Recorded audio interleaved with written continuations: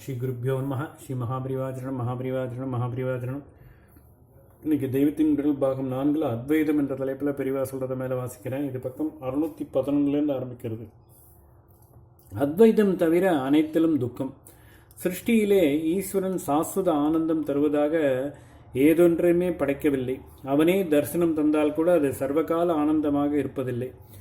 நாமதேவரைப் போல, சுந்தரமூர்த்தி சுவாமிகளைப் போல தினந்தனும் அவனை பார்த்து கொட்டமடித்தவர்களை கூட அவ்வப்போது விட்டு பிரிந்து அழவும் தான் வைத்திருக்கிறான்.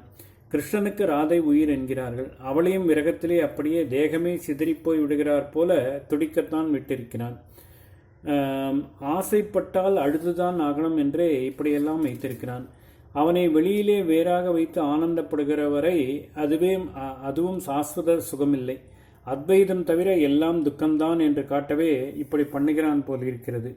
இலக்கியம், சங்கீதம், சிற்பம் முதலானதுகளில் மனசை கொடுத்தவர்கள், அதாவது நிரம்ப ஆசை வைத்தவர்கள், உசந்ததாக அவற்றில் ஒன்றை பார்த்துவிட்டால் அது மாதிரி பார்ப்போமா என்று சதாவும் ஒரு தவிப்பாக தேடிக்கொண்டே இருப்பார்கள். தவிப்பது தேடி தேடி அலைகிறது என்றால் அது அசாந்தி தான், துக்கம்தான். கெட்ட அனுபவங்களும் இதே மாதிரி ஒரு தரம் ருசி கண்டவர்களுக்கு ஆசை வெறியை தூண்டிவிடுகிறது. அப்புறம் அவர்களே கொஞ்சம் அறிவு தெளிந்த நிலையில் ஐயோ இத்தனை கீழ்த்தரமாக இருந்து விட்டோமே என்று தனக்குள்ளேயே குன்றிப்போய் மிகவும் துக்கப்படும்படி இருக்கிறது. பிறரை வருத்தியும். இதிலே இன்னொரு பெரிய தப்பு என்ன என்றால், நாம் எதுவோ ஒன்றில் ஆசைப்பட்டு விட்டால் அதன் அனுபவத்தில் நமக்கு கிடைக்கும் ஸ்வய திருப்திக்காக பிரத்தியார் என்ன கஷ்டப்பட்டாலும் பரவாயில்லை என்ற எண்ணம் வந்துவிடுகிறது. நமக்கு வாய்க்கு ருசியாக ஒன்று வேண்டும் என்பதற்காக வயசான தாயார் கல்லுரலை கட்டிக்கொண்டு மன்றாடினாலும் பரவாயில்லை என்று தோன்றுகிறது. இப்படி எத்தனையோ கஷ்டங்களுக்கு, கொடுமைகளுக்கு பிறரை ஆட்படுத்தி நம் ஆசையை பூர்த்தி செய்து கொள்ள நினைக்கிறோம். இதெல்லாம் நம் பாபக்கணக்கில் ஏறி வருங்காலத்தில் நம்மை வட்டி போட்டு தீட்டிவிடும்.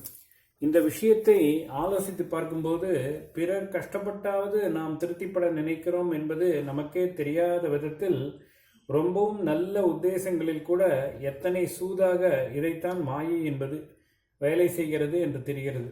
பொதுஜன சேவை, பரோபகாரம் என்று செய்கிறோமே, தாற்பயம் என்ன? நம்மை கஷ்டப்படுத்தி கொண்டாவது பிறருக்கு மகிழ்ச்சி உண்டாக்க வேண்டும் என்பதுதான். ஆனால் இந்த சேவையாலும் பிரத்தியாருக்கு திருப்தி தருவதை விட நமக்கே திருப்தி உண்டாக்கி கொள்கிறது தான் உள்ளூர நம்மை அறியாமலே நமக்கு முக்கியமாய் விடுகிறது. எப்பொழுது பார்த்தாலும் நாம் விரும்புவது போன்ற பரோபகார பணி நமக்கு கிடைக்கும் என்று சொல்ல முடியாது அல்லவா? அப்படி சரீரத்தாலோ திரவியத்தாலோ உபகாரம் பண்ண முடியாமல் இருக்கிற நாளில் தொண்டில் ரொம்பவும் ஈடுபட்டவர்களுக்கு ஐயோ இன்றைக்கு தண்டத்துக்கு ஒரு தொண்டும் இல்லாமல் இருக்கிறோமே என்று வருத்தமாய் இருக்கிறது. அந்த மாதிரி சமயத்தில் எவனோ ஒருத்தன் தரித்திரத்தில் திண்டாடுறேன், 5-10 உதவி பண்ணுங்கோ என்று வந்தால் பரோபகாரிக்கு சந்தோஷமாய் இருக்கிறது. யாரோ கீழே விழுந்து விட்டார்கள், ஃபர்ஸ்ட் எய்ட் தர வேண்டும், ஆஸ்பத்திரிக்கு தூக்கி கொண்டு போக வேண்டும் என்ற சேவைக்கு டிமாண்ட் வந்தால் உடனே சந்தோஷம் உண்டாகிறது. அதாவது ஒரு பரோபகாரி விண்டு பார்த்து கொண்டால் அவனுடைய உள்மனசுக்கே அது சம்மதமாகத்தான் இருக்காது என்றாலும் கூட அவனுக்கு சேவை செய்வதில் உள்ள ஆசையினால் அவனையும் அறியாமலேயே அந்த ஆசை பூர்த்தியை முன்னிட்டு வேறு எவனோ ஒருத்தன் தரித்திரத்திலோ ஆபத்திலோ கஷ்டப்பட்டாக வேண்டியிருக்கிறது. அதாவது தான் இன்னொருத்தன் கஷ்டத்தை தீர்க்க வேண்டும் என்ற ஆசை பூர்த்தியை முன்னிட்டு எவனாவது கஷ்டப்பட வேண்டும் என்று எதிர்பார்க்கிறான் என்றால் மனசு அறிந்தில்லை. எனக்கு தொண்டு வாய்ப்பு கிடைப்பதற்காக யாராவது கஷ்டப்பட வேண்டும் என்று மனசறிந்து ஒரு உபகாரி நினைக்க மாட்டான். ஆனாலும் மனசுக்குள்ளே சூதாக இப்படியும் ஒரு எண்ணம் பதுங்கிக் கொண்டு இருக்கிறார் போலத்தான் இருக்கிறது. வெள்ள நிவாரணம் என்று பெரிதாக ஒரு பணி செய்து முடித்து திரும்பும்போது நாளைக்கு இப்படி ஓடி ஆடி 100 ஜனங்களுக்கு செய்வதற்கில்லையே என்று ஒரு தாபம் பிறந்தால் அப்பொழுது தனக்கு சேவா பாக்கியம், அதிலே கிடைக்கும் ஆசை பூர்த்தி, ஆத்ம திருப்தி போய்விட்டதே என்ற அபிப்பிராயம் துளியாவது இருக்கத்தான் செய்கிறது.